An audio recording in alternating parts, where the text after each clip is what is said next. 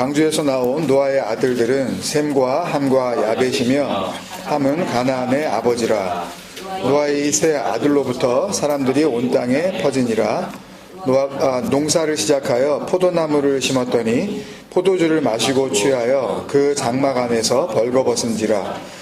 가나안의 아버지 함이 그의 아버지의 하체를 보고 밖으로 나가서 그의 두 형제에게 알림해 셈과 야벳이 옷을 가져다가 자기들이 어깨에 메고 뒷걸음쳐 들어가서 그들의 아버지의 하체를 덮었으며 그들이 얼굴을 돌이키고 그들이 아버지의 하체를 보지 아니하였더라. 노아가 술이 깨어 그의 작은 아들이 자기에게 행한 일을 알고 이에 이르되 가나안은 저주를 받아 그의 형제의 종들의 종이 되기를 원하노라 하고 또 이르되 셈의 하나님 여호와를 찬송하리로다. 가나안은 셈의 종이 되고 하나님이 야벳을 창대하게 하사 셈의 장막에 거하게 하시고 가나안은 그의 종이 되게 하시기를 원하노라 하였더라. 홍수에 노아가 350년을 살았고 그의 나이가 950세가 되어 죽었더라. 아멘. 베레시트의 마음 창세기 72번째 시간입니다. 나는 참 포도나무요 케렘이라는 제목으로 같이 말씀을 나눕니다. 노아에게 집중해서 좀 말씀을 보려고 합니다. 기회가 되면 다음번 설교에서 셈과 함과 야벳과 관련되어 있는 말씀을 보기로 하고 오늘은 노아에게 좀 말씀을 집중해서 보도록 하겠습니다. 오늘로 창세기 그 설교는 잠시 이제 마무리하겠습니다. 그리고 다음번에 모일 때에는 신약 성경 가운데서 복음서 중에 한 책을 선택해서 우리가 계속 보려고 합니다. 오늘 본문은 우리가 그 창세기 5장 그 노아가 태어나는 그때부터 시작이 된 노아를 집중 조명하면서 하나님께서 하나님의 복음을 우리에게 전해주시고 그 대단원의 막이 이제 내려지고 있는 그런 장면입니다. 마지막에 이제 노아가 950세가 되어 죽었더라로 이렇게 끝나고 있으니까요. 그러니까 홍수가 끝난 뒤에 하나님께서 하시는 그 말씀 가운데서 홍수 뒤에 말씀 가운데에서 그 구름 속의 무지개, 그 하퀘셰트 베아난이라는 그 하나님의 약속, 그 영원한 약속에 대한 말씀을 제외하면 사실상 오늘 읽은 본문의 내용이 홍수 후에 노아가 살았던 350년 인생에서 유일하게 기록된 노아의 모습이에요.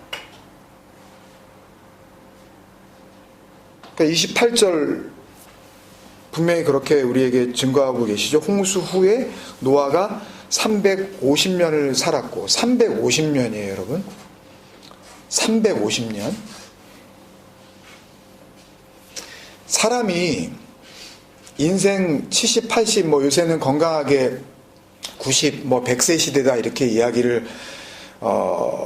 하지만 하여튼 100살 남짓 살아도 정말 이렇게 해야 할 이야기거리가 이렇게 사소한 거 빼고 굵직굵직한 이야기를 이렇게 꺼내놓는다 하더라도 7, 80만 살아도 한두 가지가 아닐 거예요. 그죠? 근데 세상을 쓸어버린 후에 그 홍수 뒤에 350년의 세월을 산 사람의 인생 이야기가 이것뿐이었겠어요? 얼마나 많았겠어요? 근데 물론 350년 인생을 뭐 다 쓸 필요는 없겠지만 또 다 쓸 수도 없다 하더라도 홍수 이후에 유일하게 살아남은 어떤 한 사람, 그 한 가족의 가장으로서의 그 이야기가 꼭 남겨졌어야만 했을 이야기로서 오늘 본문이 기록될 만한 이유가 과연 어디에 있었을까? 그걸 생각해 보면 굉장히 의아해진단 말이에요. 그러니까 우리가 아는 노아가 누굽니까, 여러분? 온 세상이 하나님의 은혜를 저버린 그 네필림, 그 네피림의 세상에서 하나님의 진리의 말씀을 알아듣고 유일하게 그 하나님의 마음과 같은 마음을 품으면서 그 고페르, 그 용서의 방주를 묵묵히 만들고 세상을 쓸어버리는 그 엄청난 하나님의 심판의 홍수 속에서도 유일하게 하나님의 구원을 받은 한 가정을 살린 믿음의 가장 아닙니까, 여러분? 그러니까 하나님 앞에서는 세상에 오직 한 사람, 그러니까 하나님의 말씀을 자기의 생명으로 품고 하나님이 보시기에 유일한 의인으로 살았었던 노아 아닙니까, 여러분? 근데 그런 노아가 홍수가 끝나고 무슨 긴장이 풀어진 건지 한순간에 고주망태 할아버지가 돼서 전락한 그런 모습이 350년입니다, 여러분. 350년. 그 자기 인생 말년을 대표하는 유일한 기록이라는 사실이 여러분 납득이 가십니까?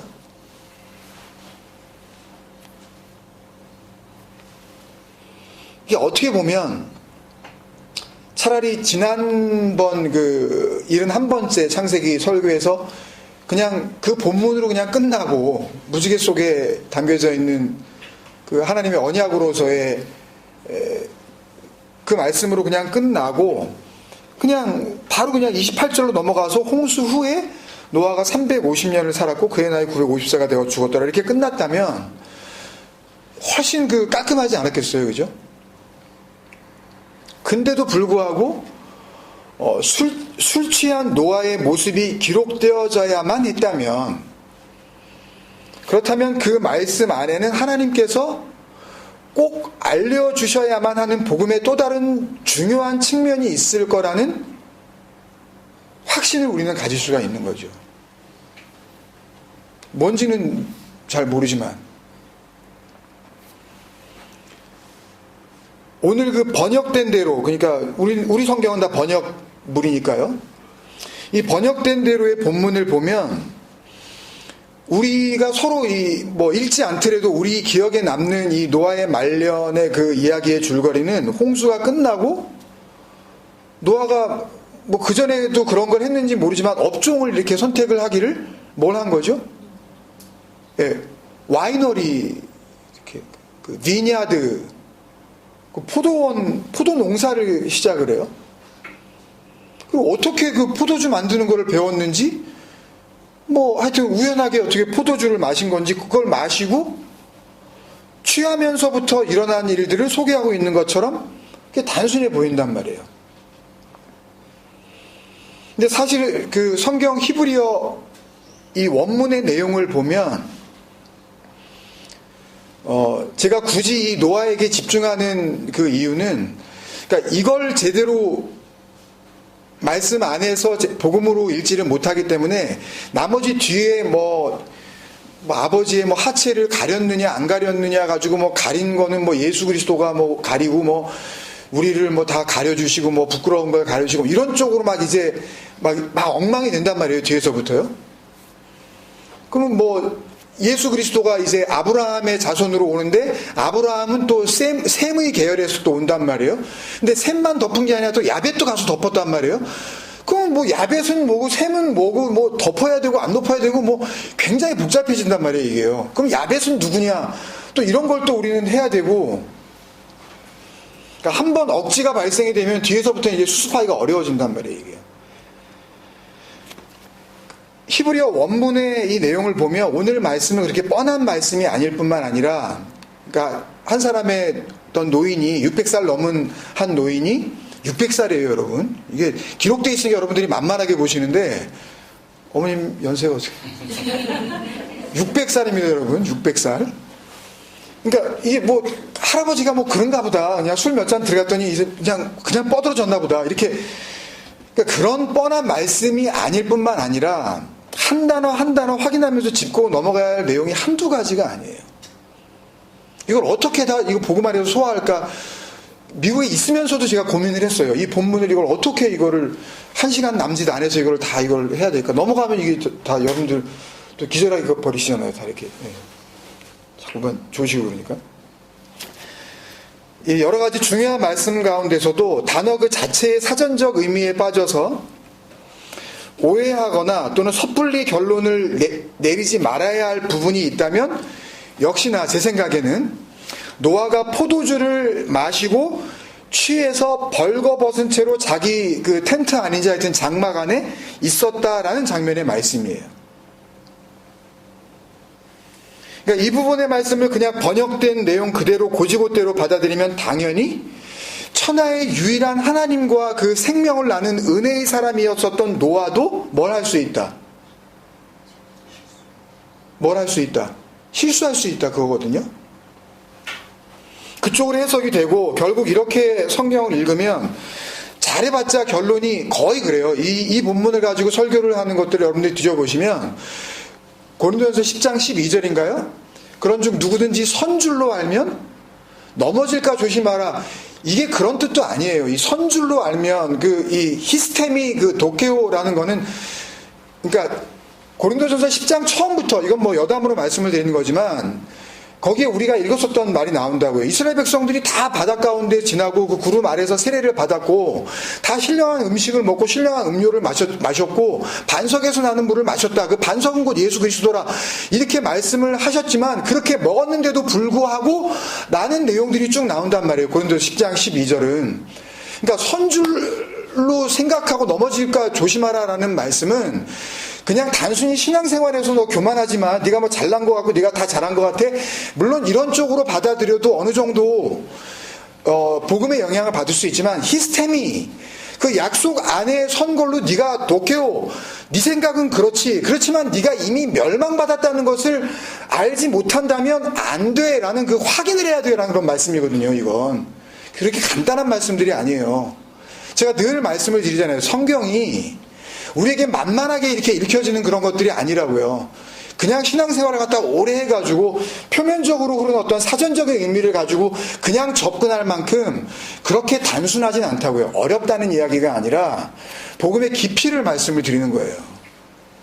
여러분들이 알았다고 하는 것들이 정말 안 건지 아니면 내 안에 복음의 그 내용으로 증거가 된 건지 우리에게 정말 절대적으로 시간이 필요하다고요. 노력도 해야 돼요. 그래서요. 말씀을 보는. 이제 내가 구원의 복음을 알았으니까 이제 난 그냥 편하게 살아도 돼. 라는 쪽으로 정말 할 수 있는 건지 정말 선줄로 그게 생각하고 있다면 그 바닷 가운데 지나고 구름 아래서 다 세례를 받고 그 신령한 음식 만나를 먹고 반석에서 나는 물을 다 먹었어요. 그럼에도 불구하고 거기서 단 한 명도 가나안 땅으로 들어가지를 못하는 장면을 기록으로 남기시잖아요. 또 약속의 땅에 들어갔다고 또 그게 다 끝인가요? 그러니까 그런 피지컬한 어떤 물리적으로 일어나는 현상에 대해서 자기 어떤 그 체험적인 부분에 대해서 그게 복음의 완성으로 착각하면 안 된단 말이에요. 그게요. 그래서 말씀이 그때 중요한 거예요.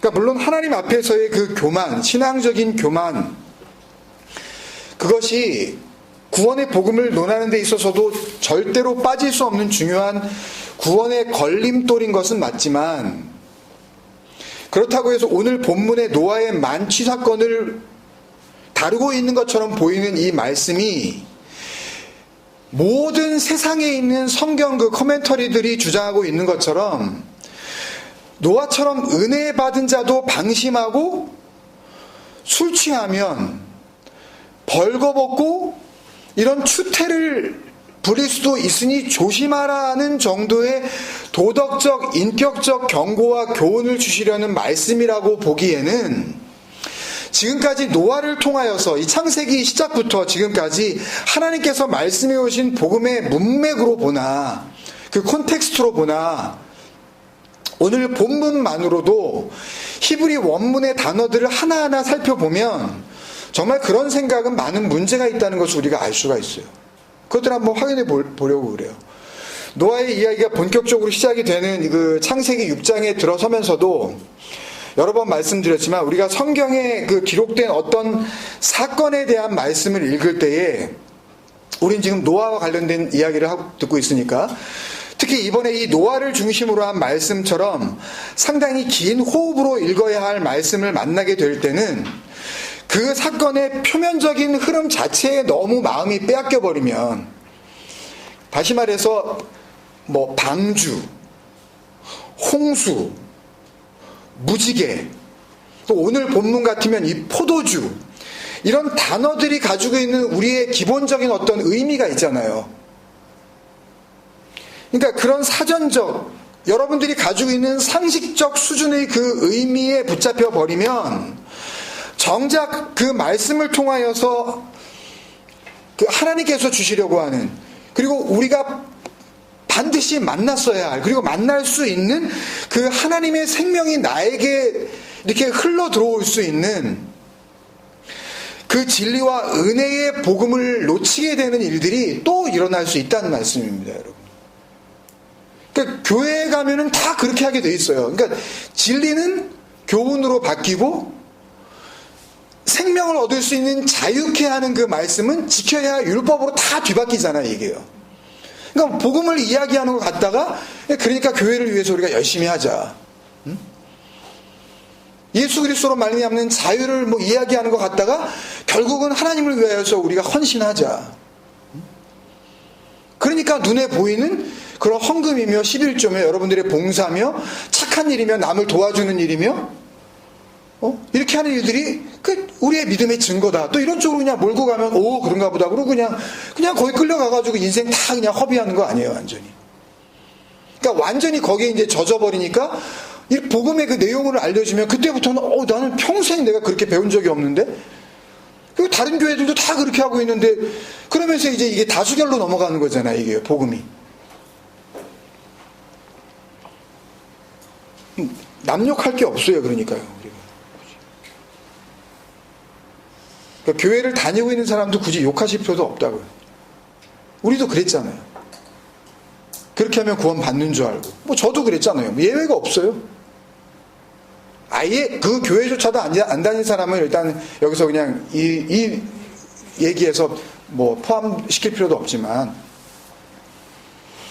언제나 그 복음 앞에 내가 가장 큰 문제라는 것을 알지 못하면 헛된 일에 그냥 인생을 허비하는 것을 막을 수가 없는 겁니다.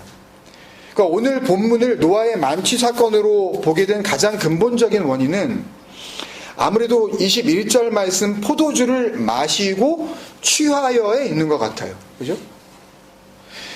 거기다가 바로 뒤에 이어서 나오는 말씀이 더 어이가 없죠. 그 장막 안에서 벌거벗은지라까지 나오니까 지금껏 문자적 말씀 안에 담겨 있는 하나님의 마음을 읽어오던 사람들조차도, 저나 여러분 다 포함해서 그런 사람들조차도 이 장면이 활동사진처럼 머릿속에 연상이 되면, 포도나무를 심었다, 거기서 포도주가 나왔다, 포도주를 마셨다, 취했다, 장막 안에서 들어 누웠다, 얼마나 취했는지 입고 있던 옷을 벗었다, 이 장면이 연상이 되시죠? 뭐하는 짓이에요 이게?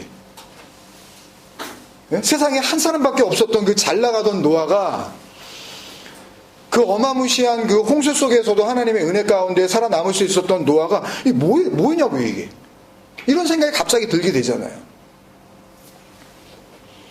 근데 사실은 이렇게 생각하게 된 더 근본적 원인은 21절 말씀이 있기 전에 이미 20절 말씀부터 번역상의 방향이 복음에서 벗어나기 시작했기 때문에 그래요.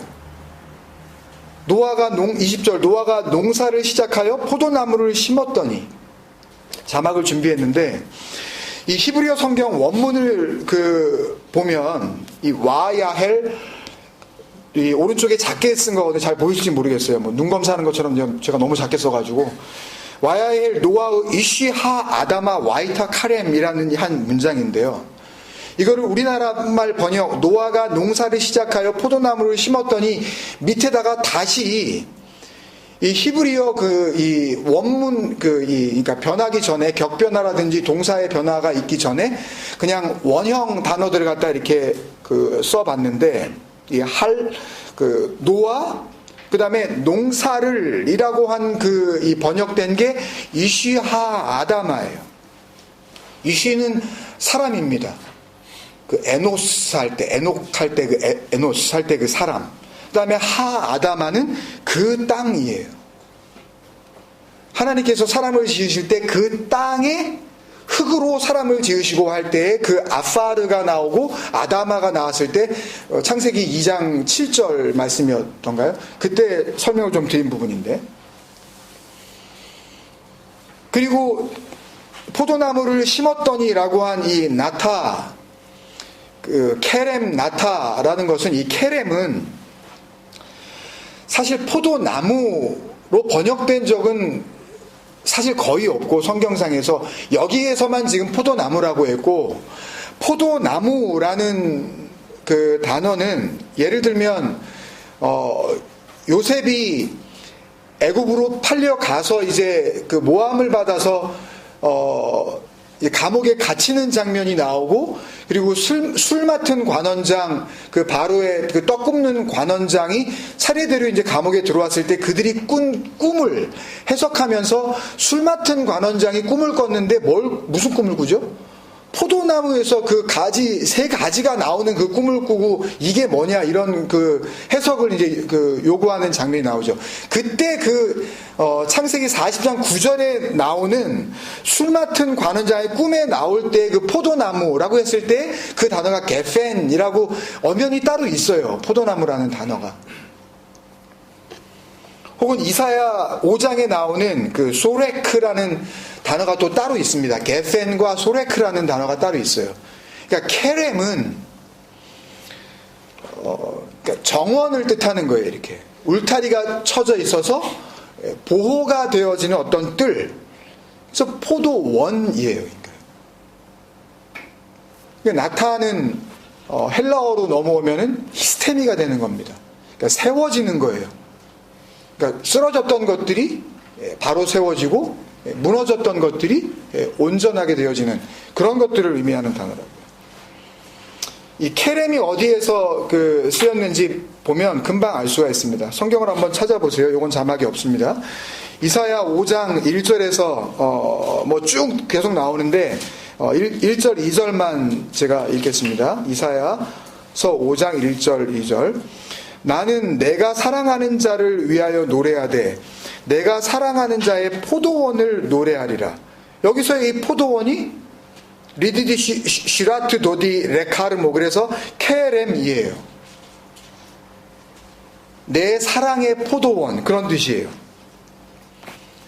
그러니까 포도원을 하나님께서 세우신 적이 없잖아요. 나중에 그 이사야서를 쭉 한번 읽어가 보셔요, 한번요. 포도원에 대한 이야기가 많이 지난번에 우리가 그 이사야서를 했을 때도 오라 너희 목마른 자들아 나오라 그러시면서 돈 없이 값 없이 와서 포도주와 젖을 사라 그랬잖아요. 하나님께 나와서 포도주와 젖을 산 사람이 있어요? 돈 가지고 나오면 하나님이 포도주, 이게 전부 뭔가를 의미하시는 거잖아요. 이사야 27장인가를 보면 심지어는 하나님께서 뭐라 그러시냐면 나는 포도원 지기이며 그렇게 이야기를 하세요. 하나님이 포도원 경영하신 적이 있나요? 하나님이 뭐 자기 이름으로 땅 사신 적이 있냐고요? 없잖아요. 전부 뭔가를 의미하는 거라고요. 포도원을 지키는 자로서의 뭔가 의미를 자꾸 말씀하시는 거예요. 노아에 대한 이야기도 그걸로 봐야지 실제로 포도원을 세웠다고 치자고요. 그러나 포도원을 세우고 안 세우는 게 도대체 무슨 의미가 있냐고요. 노아가 포도 장사를 했든지 아니면 노아가 양을 팔았든지 그 자체가 중요한 게 아니라 그 기록을 통하여서 하나님께서 우리에게 그 기록된 말씀을 받는 자들에게 정말 하시려고 하는 하나님의 마음이 있는 거 아닙니까? 그때 바로 그 의미로서의 포도원 케렘이에요. 내가 사랑하는 자에게 포도원이 있으며 그것을 기름진 산에 그 포도원이 있다고 말씀을 하셔요. 비옥한 땅이라는 거죠. 하나님께서 물로 세상을 쓸어버리신다고 막 이렇게 심판을 하실 때에 그 창세기 6장에 보면은 그 샤하트라는 단어를 우리가 배웠잖아요. 그죠? 그 단어는 썩은 땅이라는 의미 아니었습니까? 그러니까 땅이 죽었다는 거죠. 그죠? 아니, 땅이 다 죽었었겠냐고요. 작물을 재배를 아예 못하는 그런 땅이었겠냐고요. 온 세상이. 그런 이야기가 아니죠. 그러니까 하나님의 그 은혜를 받을 만한 그 사람들이 이미 그 안에 생명 없음을 확인하지 못하고 하나님의 생명을 받아야 하는 존재임에도 불구하고 그 생명을 거절하고 있는 상태, 그 네피림 상태, 그게 썩었다라고 이야기하시는 거 아닙니까? 그죠?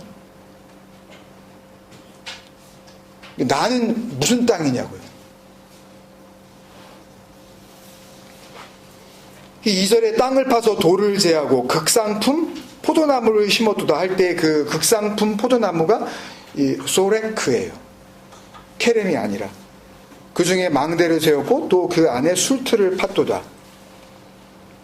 그죠? 그러니까 포도원을 세우는 이유는 뭐예요? 술을 만들시기 위해서 그러는 거예요. 술틀을 팠다 그러시잖아요, 지금요. 좋은 포도 맺기를 바랐더니 들포도를 맺었도다. 그 베오심, 포이즌 베리예요. 독이 들어있는 열매. 아주 그 스팅키한 악취가 나는, 썩은 내가 나는 그런 열매라고 말씀하신 거예요. 그러니까 하나님께서 세우시는 하나님의 은혜 안에 있는 그 포도원에서 나는 그 열매가 아닌 다른 열매도 있는 거죠. 그 들포도들이 다 있는 거예요. 똑같이 열매는 맺어요. 근데 열매가 다르다는 거죠. 그러니까 구약 성경뿐만 아니라 우리가 잘 알다시피 오늘 그 설교의 제목이기도 하지만 신약 성경에서도 예수님께서 요한복음 15장이죠. 나는 참 포도나무요 내 아버지는 농부라. 그럼 아버지는 뭐 하시고 있는 거예요? 포도원을 지금 이렇게 지키고 계시는 거 아니에요? 포도원을 가꾸시고 있는 거 아니에요? 그죠? 그러니까 성경 전체에서 포도원은 뭘 의미하냐면 하나님의 그 생명의 돌보심이 있는 곳. 그러니까 하나님이 이게 물을 대어 주신 곳, 하나님이 흘려주시는 물, 그러니까 땅에서 어떻게 이렇게 나오는 어떤 그런 물이 아니라 위에서부터 흘려주시는 그 물, 하나님의 생명이 와 닿아 있는 곳. 그래서 자꾸만 하나님께서 포도원을 하나님의 사랑을 받는 곳이라고 그러시는 거예요. 그러니까 성경 전체에서 예외가 없어요. 그러니까 하나님의 사랑을 받고 있는 실체를 은혜 받은 나를 하나님은 성경을 통해서 뭐라고 표현하시냐 하면 케렘, 포도원이라고 그러시는 거예요. 그러니까 하나님은 그 포도원을 지키시는 자가 되는 거죠. 그래서 농부라 그러는 거예요. 호 게오르고스, 그 땅의 사람.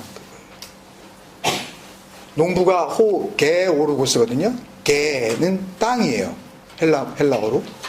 오르고스는 에르곤, 이렇게 그 에포트 있죠. 힘들여서 일하다. 그러니까 그 땅을 섬기는 자라는 그런 의미예요. 게오르고스. 아까 노아가 농사를 시작하고 그랬죠? 그때 그 농사를 이라는 단어가 뭐라 그랬어요? 이쉬, 사람, 하 아다마, 그 땅의 사람이라 그랬죠? 하나님도 땅의 사람이에요. 오해하지 말고 들으세요. 어디 안에서? 포도원. 하나님의 생명이 와 닿아 있는 그 땅을 지키는 자로서의 땅의 사람이라고요. 호 게오르고스. 이시하 아다마. 그러니까 노아가 농사를 시작했다라는 번역은 어떻게 보면 그냥 이러지도 저러지도 못하고 있다가 그냥 의역을 해버린 거죠. 농사를 시작했다는 말은 없어요. 여기에요. 땅의 사람이 되었다라는 말이 있는 것뿐이죠. 그러니까 이 부분의 원문의 기록은 아까 자막 다시 보여주시면 첫 번째 그 와 야헬 할날 시작하다, 그게 되었다, 그렇게 살기 시작했다. 그전에는 그게 아니었는데 홍수 이후에 하나님의 영원한 약속, 그 배 안한 그 베리트, 그 구름 속에 담겨져 있는 그 말씀의 영원한 약속이 완성된 자로서 그 노아가 이제는 계속 350년을 살아야 될 거 아니에요. 구원을 받았는데 내가 어떻게 사냐 자꾸 그러시잖아요. 구원이 이루어졌다고 하는 나는 그러면 목사님 어떻게 살아요? 이렇게들 물으시잖아요. 어떻게 살긴요? 그 350년을 포도원으로 사는 거예요. 그 포도원에서 나오는 그 포도주를 마시면서 안 팔아요, 세상에는. 예? 이 술집에서는 안 파는 포도주라고요, 그 포도주는. 아싸, 이제 포도주 마셔도 된다는 거네.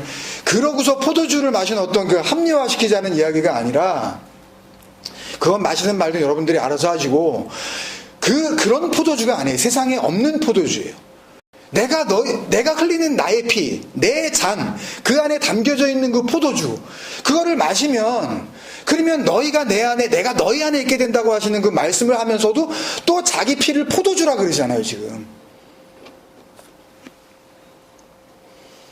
그러면 그걸 마셨다고 그러면 다 구원을 받냐고요. 가룟 유다도 그거 마셨습니다. 예? 떡을 안 받았지. 예? 그러면 그 잔을 안 받은 바울은 어떻게 또 사도가 됐냐고요.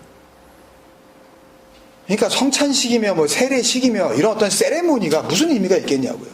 그 진정한 복음의 내용을 받지 못하는 상태에서 꼬박꼬박 그냥 1년에 몇 번씩, 한 달에 한 번씩 그걸 갖다가 성찬을 받아 먹으면 뭐 할 거냐고요. 그러니까 이 이쉬하 아다마는 요한복음 15장 1절에 예수님께서 말씀하신 나는 참 포도나무요 내 아버지는 농부라. 이 농부로 번역된 이 호 게오르고스와 같은 말인 거죠. 그러니까 여기까지를 정리해보면 오늘 본문의 20절 말씀은 단순히 노아가 홍수 이후에 새롭게 이제 먹을 것도 뭐 별로 없었고, 근데 포도나무는 또 어디서 묘목이 났는지 모르겠어요. 다 이렇게 물로 이렇게 잠기고 다 모든 식물들은 다 물에 한 100일 뭐 이렇게 잠겨버리면 이거 끝나는 거 아닙니까? 하여튼 포도나무를 재배하는 농업을 시작했다는 이야기를 하시려는 게 아닌 게 분명한 거죠. 아까도 말씀드렸지만 홍수 이전의 상태를 하나님께서는 온 땅이 부패하였다 라고 계속 강조하셨고, 심어도 뿌리를 내리지 못한 그 썩은 땅, 그 샤하트의 땅, 그 죽은 땅, 생명을 낳을 수 없는 땅이었던 곳이 홍수 이후에, 홍수가 끝나고 물은 세례라 그랬습니다.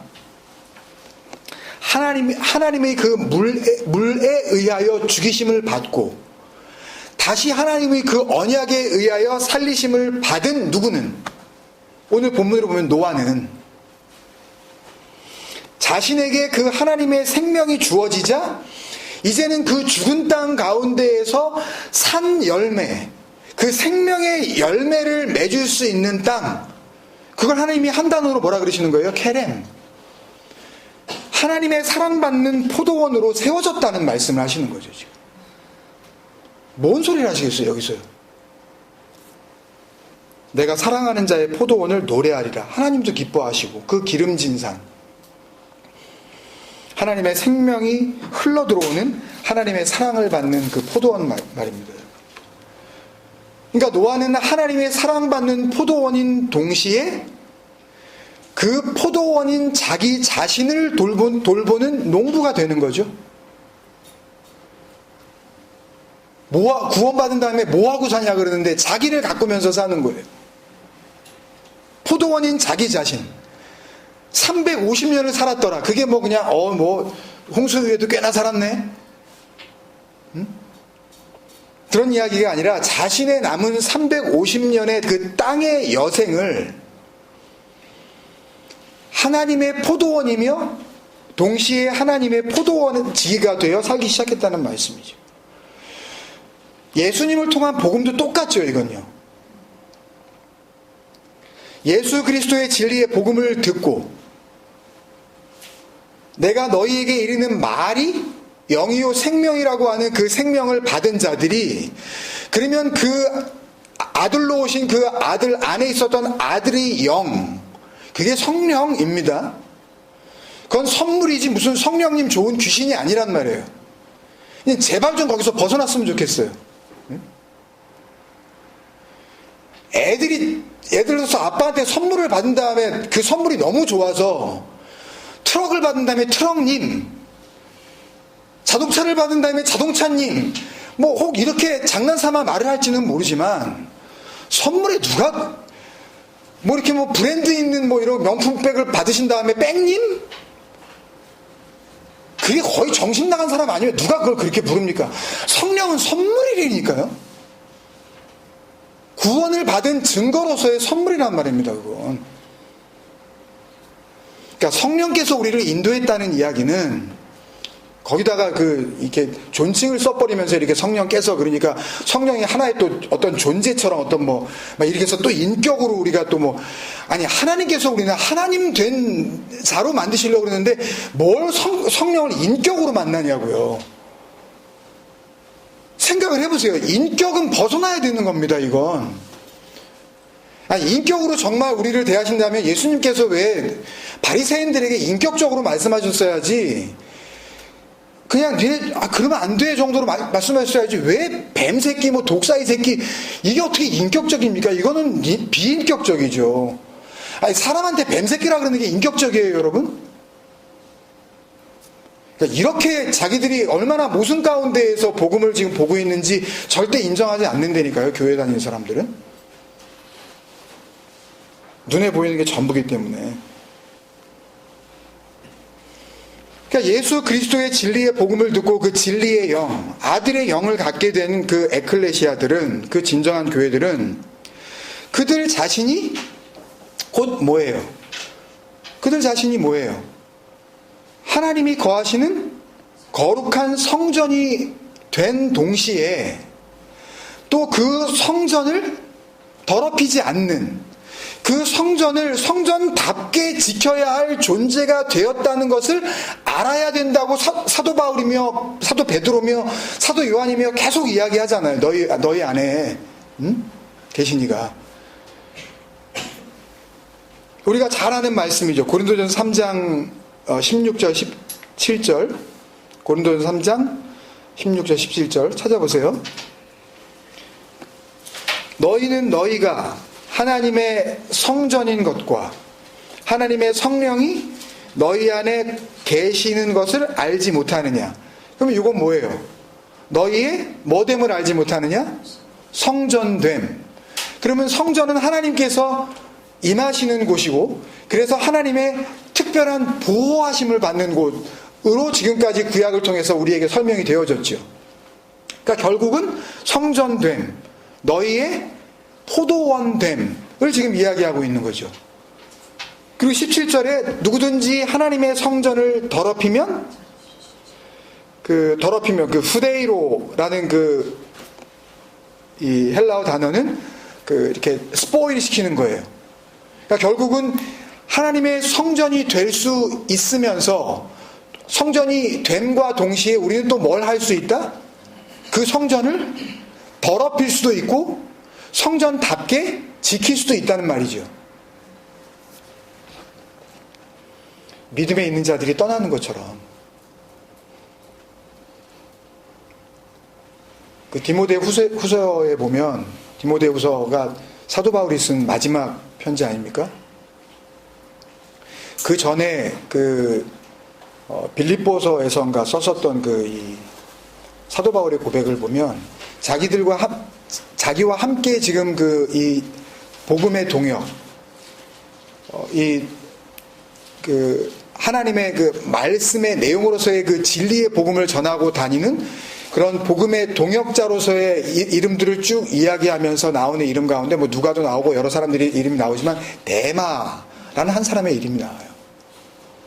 근데 불과 역사적으로 보면은 짧게는 2년, 길어봤자 한 4년 정도의 갭을 두고 다시 쓴 디모데후서 4장에 보면 데마는 세상을 사랑하여 데살로니가로 갔고, 그러니까 믿음 안에 있던 동역자입니다, 여러분.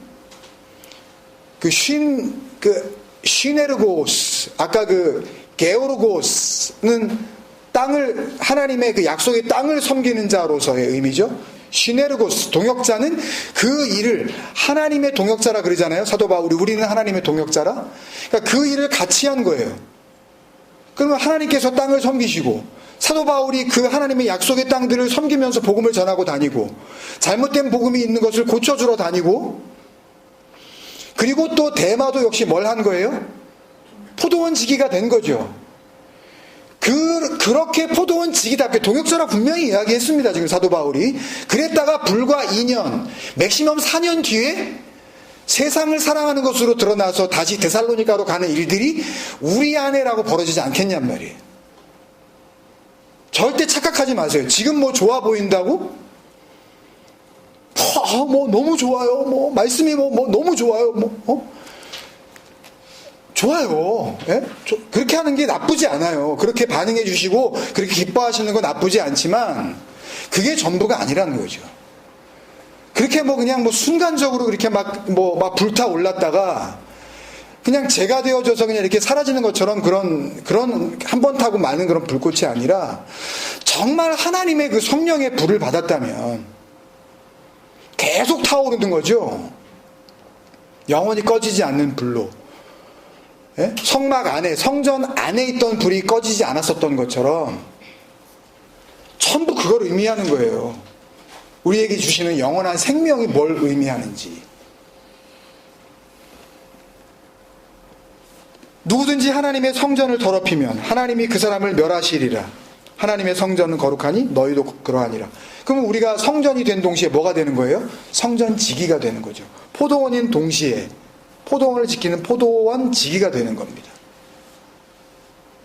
노아가 홍수에 갑자기 와이너리 사업을 시작했다는 게 아니고 그 구름 속에 담겨져 있는 그 무지개, 하나님의 영원한 약속이 새겨져 있는 그 진리의 생명을 받은 자로서 자기 안에 이제 역사하는 그 하나님의 생명을 어떻게 돌보기 시작한 거예요. 포도원 지기가 돼요. 그 땅의 사람, 이시하 아다마. 나는 참 포도나무요 내 아버지는 농부라.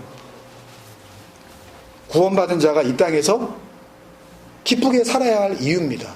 어떻게 사냐고 묻거든 이렇게 사는 거예요. 베드로 사도도 같은 말을 했죠. 같은 진리의 복음을 받아들였으니까. 우리가 잘 아는 이 에클레시아가 아주 분명하게 뭔지 알려주는 그 베드로전서 2장 9절 아닙니까? 너희는 택하신 족속이요? 다 아시죠 이거는요? 왕같은 제사장이요? 제사장들이요? 거룩한 나라요? 그의 소유가 된 백성이니?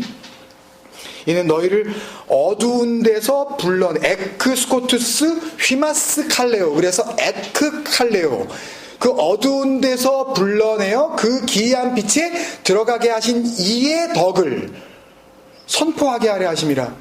그게 에클레시아인데 이걸 어디다 붙잡아 둘 거예요? 건물로 설명이 안 되는 거죠. 이 말씀에 에클레시아의 근거가 되는 말씀이 베드로전서 2장부터 쭉 나오는데 다 읽기에는 그렇고 4절부터 나오는데 5절만 보겠습니다. 5절. 베드로전서 2장 5절.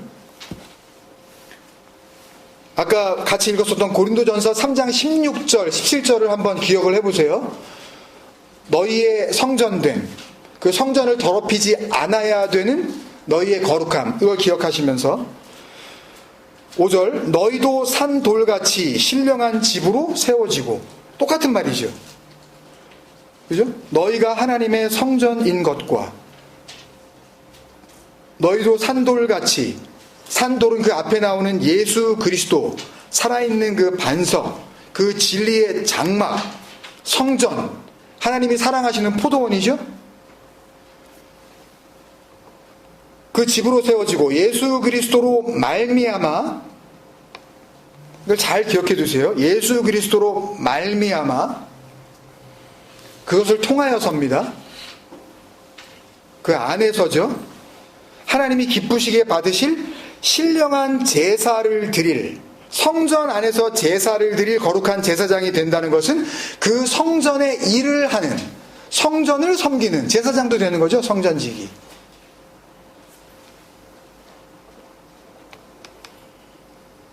그래서 우리가 잘 아는 그 베드로전서 2장 9절 그 에클레시아의 이야기를 한 다음에 베드로전서 2장 10절에 보면 뭐라 그래요? 너희가 전에는 하나님의 백성이 아니더니 이제는 백성이 하나님의 백성이요. 전에는 긍휼을 받지 못하였더니 이제는 긍휼을 받은 자, 구제를 받았다. 엘레모스네 기억나시나요, 여러분? 하나님의 진정한 그 엘레모스네 그 하나님의 그 자비를 받은 자들, 긍휼하심을 받은 자들, 하나님의 생명이 들어온 자들, 죽었기 때문에 하나님의 생명이 주어진 그 살리심을 받은 자들. 지금 정확하게 노아의 이야기를 담아내고 있는 거죠. 다시 베드로전서에서도. 그러니까 이 다음 구절 21절에 나오는 그 포도주를 마시고 취하여, 그 포도주는 그냥 문자 그대로 알코올이 들어있는 술로서의 와인 그 자체를 가리키는 것이 아니고 포도원이 세워진 이유, 우리를 하나님의 사랑받는 포도원이 되게 하신 궁극적인 목적, 그것을 의미하는 단어로 쓰인 거죠. 포도주라는 그 한 단어가. 무슨 말씀이냐면 지금 이 노아의 상황과 똑같이 하나님의 은혜 안에서 살리심을 받는 이스라엘 백성들이 누릴 기쁨을 약속하시고 있는 여러 그 선지서의 말씀 가운데 지금 우리가 보고 있는 이사야서 말씀도 같거든요. 이사야와 함께 이렇게 같이 비슷한 동시대를 살아간 선지자들 여럿이 있는데 그 가운데 아모스서에서도 같은 이 포도원의 이야기를 하고 있어요. 그 아모스서의 결론을 보면 그 복음의 결론을 맺어주고 있는데 하나님께서 포도원을 세우신 이유에 대해서 아주 그냥 단적으로 이야기를 하고 있는데, 오늘 창세기 9장 20절 21절 말씀과 사용하신 단어도 똑같아요. 아예 아모스서 9장이 마지막 장인데 아모스서 9장 13절 14절 15절을 봐야 되겠습니다. 13절부터 있습니다. 여호와의 말씀이니라. 보라, 날이 이를지라. 하나님께서 심판하시고 심판 이후에 살리심을 받은 자들이 이제 구원이 완성되어지는 날들을 의미하는 여호와의 날이에요. 이미 이사야에서 우리가 나눴었던 그 마지막 날, 그 날이 이를지라. 그때 파종하는 자가 곡식 추수하는 자의 뒤를 이으며 포도를 밟는 자가 씨 뿌리는 자의 뒤를 이으며 산들은 단 포도주를 흘리며 작은 산들은 녹으리라. 작은 산들이 없어진다는 이야기가 아니라 이 녹으리라, 이 티트모가그나, 이 무그라는 이 히브리어 단어는 이렇게 flow down, 그러니까 흘러서 내려온다는 이야기예요. 그러니까 이 작은 산이라고 한 이 기브와 게바, 이 게비아라는 이 단어는 포도주를 담는 그릇을 의미해요. 그러니까 여기서는 번역을 이렇게 작은 산들은 녹으리라 그러니까 산이 없어지나 이런 의미가 아니라, 작은 산들은 녹으리라는 그런 의미는 포도주를 담은 그릇에서 거기서 넘쳐 흐른다는 그런 말이라고요. 지금요. 앞에 산들은 단 포도주를 흘리며, 이거하고 지금 연결이 되는 말이에요. 이거는 그냥 여담으로 드리는 겁니다. 오해하실까봐. 14절에 내가 내 백성 이스라엘이 사로잡힌 것을 돌이키리니, 지금 이스라엘은 지금 망해서 이미 포로로 잡혀갔고 남유다가 망하기 전의 이야기인데 이제 모든 백성들이 다시 회복된다는 말씀을 지금 복음으로 설명하시는 거거든요.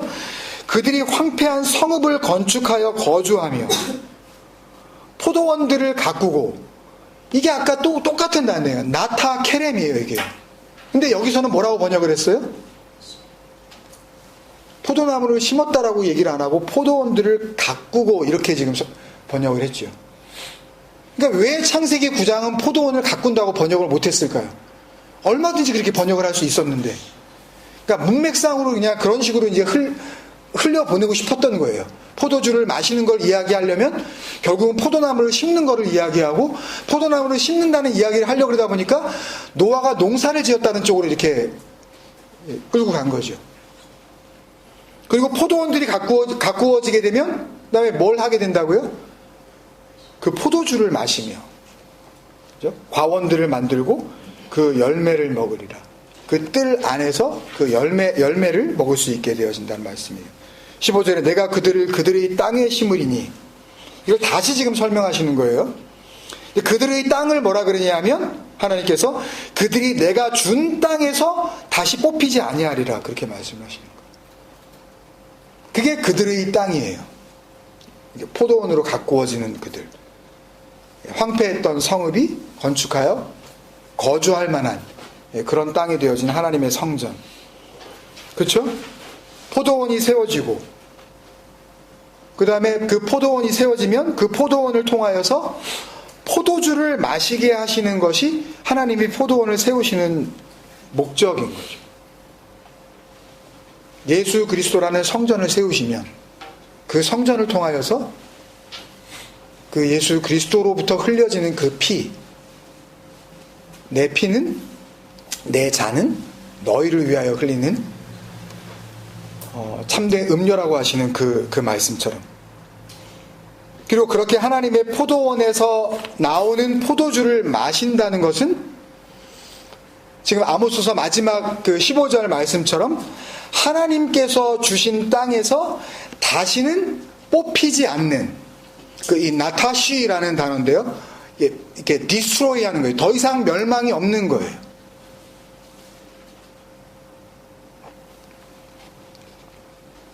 더 이상 쓰러지지 않는, 무너지지 않는 진정한, 우리가 아까 찬양한 것처럼 진정한 안전함을 주신다는 의미의 말씀이 아모스서 복음의 결론이고 당연히 같은 복음을 담고 있는 노아를 통한 복음의 결론이기도 한 거죠.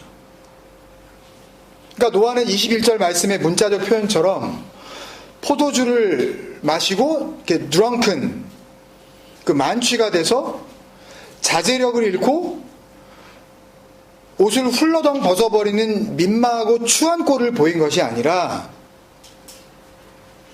노아에게 구름 속에 담긴 그 언약이 하나님과 함께 온전히 세워지고, 그래서 그것은 말씀이신 그리스도와 함께 죽고 그 죽일 도구 그 케셰트, 말씀 안에 담겨져 있는 그 십자가에 의해서 나는 죽고 함께 살리심을 받는 영원한 약속이라 그랬으니까 그 케셰트의 언약이 완성된, 이루어진 하나님의 포도원으로서 그 포도원을 가꾸는 포도원 지기가 되어, 포도원 지기가 되면 당연히 그 포도원으로부터 나는 하나님의 생명을 의미하는 참된 음료로서의 그 포도주를 마시게 되어지는 자격이 주어지는 거죠.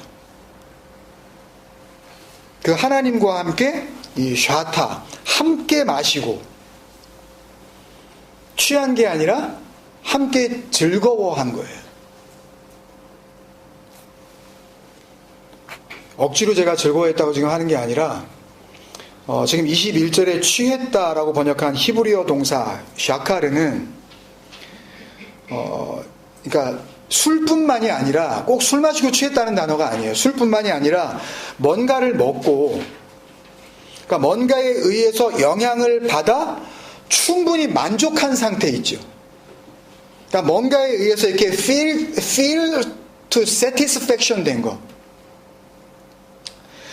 그 상태, 충만한 상태를 표현하는 단어예요. 만족한 상태를 의미하는 단어죠.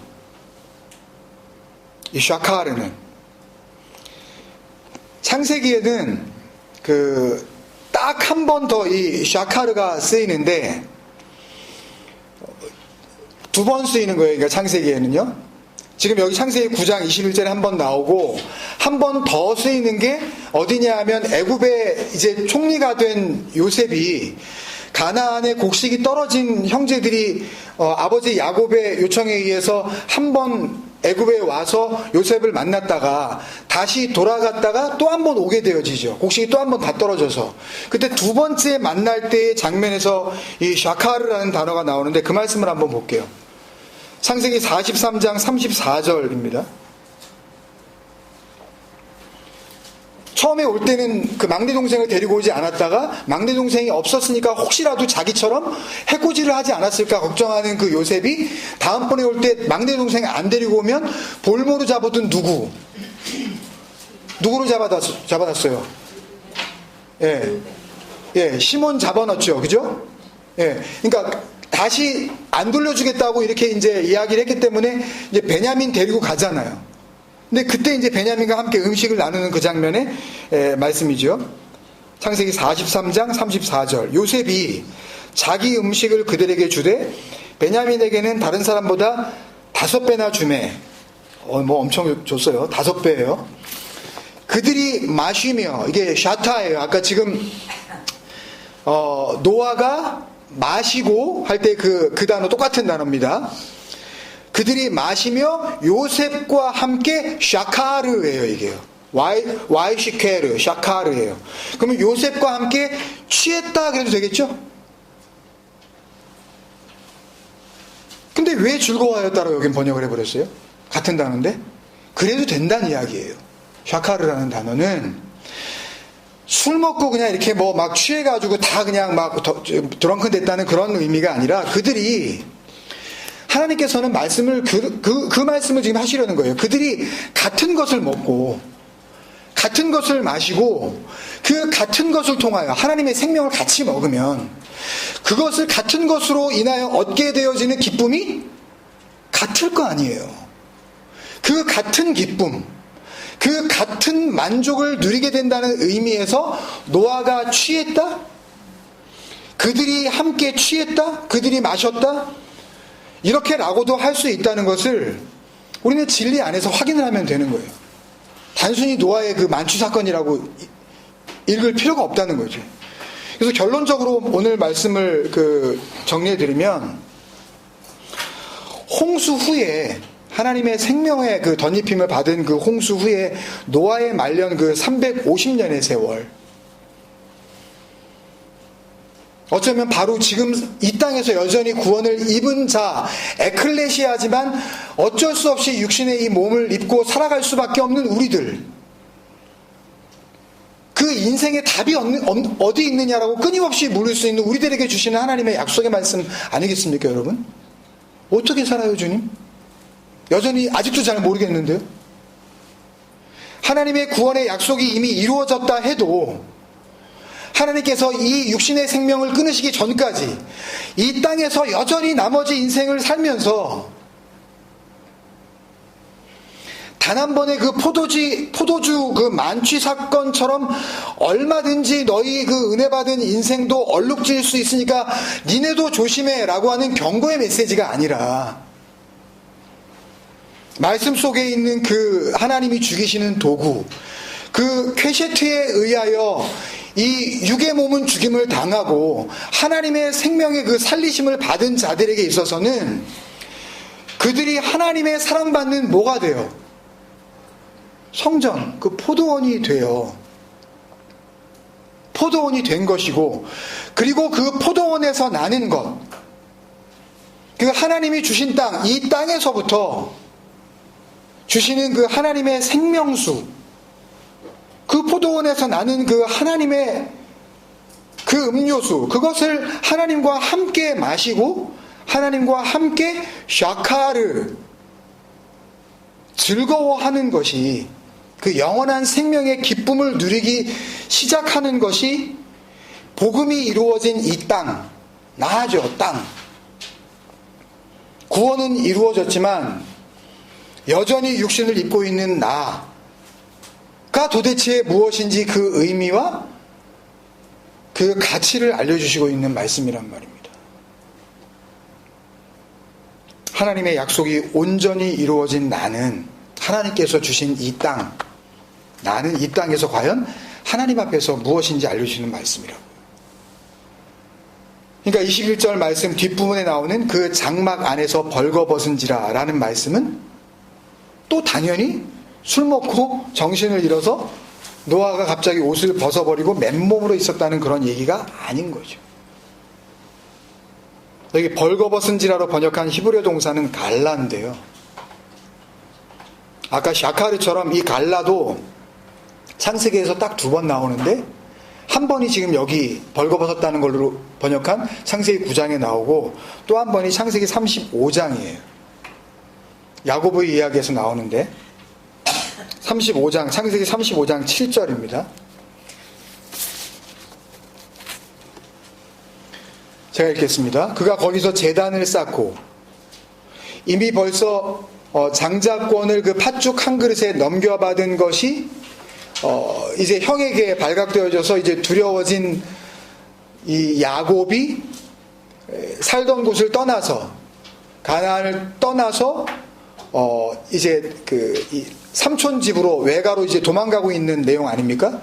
그 내용 후에 다시 집으로 돌아오면서 처음 자기가 베고 잤었던 그곳에 그 돌 베개를 세우고 기둥 삼아 베델이라고 하나님의 집 벳엘 하나님의 집이라고 불렀었던 그곳에서 다시 제단을 쌓고 그것을 엘 베델 하나님의 집에 있는 하나님이라고 다시 부르는 겁니다.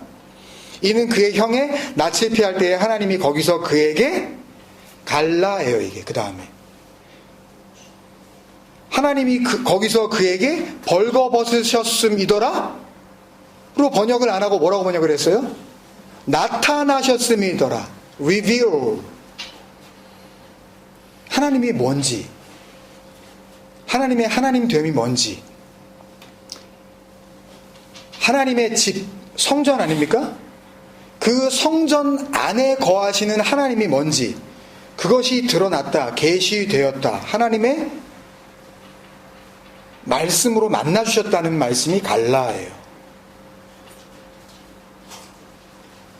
그러니까 벌거벗었다고 해도 아주 틀린 건 아니죠. 감추어졌던 것이 드러난 거니까. 그죠? uncover 된 거니까. 덮여있던 것이 이렇게 disclose 됐으니까. 열려졌으니까. 오픈된 거니까. 그러니까 21절 말씀을 기록하게 하신 하나님의 목적은요, 처음부터 끝까지 한 단어 한 단어, 단 한 단어도 놓치지 않고 술 취한 노아의 실수를 고발하시려고 한 게 아니에요. 이건 철저히 복음으로 말씀하시고 하나님의 영원한 약속이 이루어진 사람의 가치가 보이지 않는 하나님이 갈라 나타나시는, 계시되어지는, 눈으로도 볼 수 있는 복음이 어디 있니? 소망이 보이지 않는다 그러는데 하나님을 본 적이 있니? 그런데 예수님이 그러시잖아요. 3년 동안 따라다녔는데 하나님 아버지를 보여달라는 그들에게 너희가 3년이나 나를 따라다녔으면서 아버지를 보이라 그러느냐? 나를 통하여 아버지를 보지 못하면 안 된다는 말씀을 하시잖아요. 그죠? 내가 하나님이다. 예? 내가 그리스도라 라고 우리가 말할 수는 없지만 그 복음 안에서 하나님의 구원이 이루어진 자가 보이지 않는 그 하나님이 나타난, 계시되어진 증거라고 우리가 고백할 수 있어야 되는 거 아닙니까? 내 삶을 보라고, 땅에서 내가 하는 짓을 보라고. 그래서 우리가 잘 살아야 되는 거예요. 그래서 정신을 바짝 차려야 된다고요. 혹시나 나의 삶을 통하여서 복음이 막히지 않을까, 나의 잘못된 행동으로 인하여서 하나님의 그 은혜가 가로막히지 않을까, 그 이유 때문에 조심해야 되는 거지, 그 조심함으로 말미암아 구원을 받는 게 아니란 말씀입니다.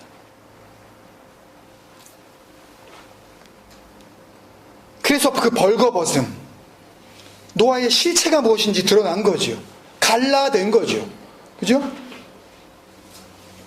근데 그 계시가 어디에서 이루어졌다고요? 그 장막 안에서. 안에서로 번역한 히브리어 전치사가 이 타베크입니다. 이 타베크는 영어 단어의 그 in, 그 within에 해당이 되는 그 히브리어 전치사가 그 베레시트 할 때 그 배 혹은 벤이라는 그 따로의 전치사가 있는데 그 의미보다 훨씬 강조된 전치사예요. 아주 그냥 한가운데를 의미하는, 그 중심을 의미하는, 아까 우리가 예수 그리스도로 말미암아라고 했을 때 그 무엇을 통하여서, 그것을 통하지 않으면 안 되는 어떤 그것으로 말미암아 이루어지는 것 할 때의 그 단어가 타베크라고요. 훨씬 강조된 그런 단어거든요. 그리고 그 장막으로 번역된 그 히브리어 명사 오헬은 그 지난번 그 71번째 창세기 설교 때 말씀드린 그 구름, 기억나시는지 모르겠지만 아난, 이 구름으로 번역된 아난 단어만큼, 이 단어만큼이나 출애굽한 이스라엘 백성들에게서는 아주 친근한 단어예요. 이스라엘 백성들이 그 움직일 때에, 광야길을 갈 때에 구름이 어디 위에 떠오르면, 성막 위에 떠오르면 그들도 이스라엘 백성도 움직였고, 구름이 성막 위에 떠오르지 않으면 그들이 움직이지 않았더라. 그죠? 출애굽기 40장이 그걸로 끝나는 거 아닙니까? 그러니까 출애굽기 40년의 역사에 구름과 뭐는 뜰래야 뛸 수가 없다. 성막, 그 장막은 뜰래야 뛸 수가 없다. 그 성막이라고 번역한 단어가 오헬이에요.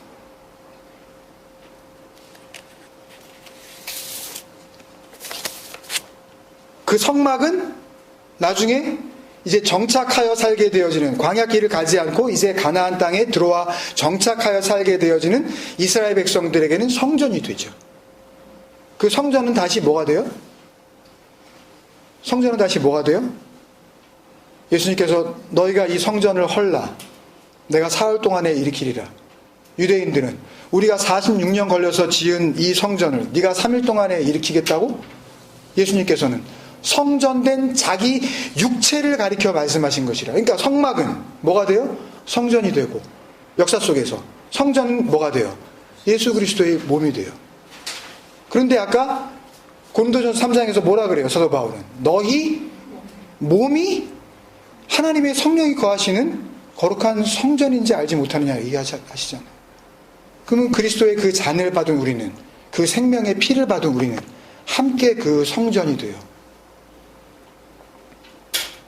그러니까 노아를 소재로 한 하나님의 이 모든 약속의 복음은 장막, 성막, 그 오헬, 그것도 아주 타데크 오헬, 예수 그리스도의 몸을 통하지 않으면 안 되는, 반드시 예수 그리스도로 말미암는, 그분의 성전됨으로 말미암아 어떻게 갈라, 벗겨지리라, 드러나리라, 나타나게 되리라, 아포칼리프토 했죠? 복음의 계시를 약속하시는 말씀을 담고 있는 거예요.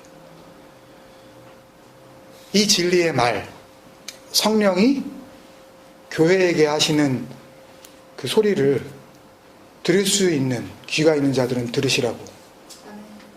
어떻게 보면 굉장히 어렵게 보이지만 사실 열어내고 보면 너무나 또 역시 그 복음 안에서 집요할 정도로 예수 그리스도의 그 복음으로 말씀하시는 하나님의 그 마음을 우리는 들을 수가 있습니다. 그래서 신약 성경에서도 히브리서 기자가 이 예수님의 성전됨으로 말미암는 그 구원과 복음에 대하여 역시 또 한 번 복음으로 계시해주고 있는데요.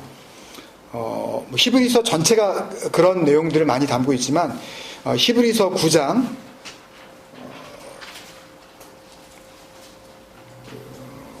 11절부터 15절까지 우리 한번 같이 읽고 마치겠습니다.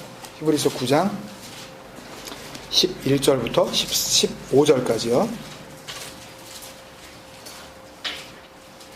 시작.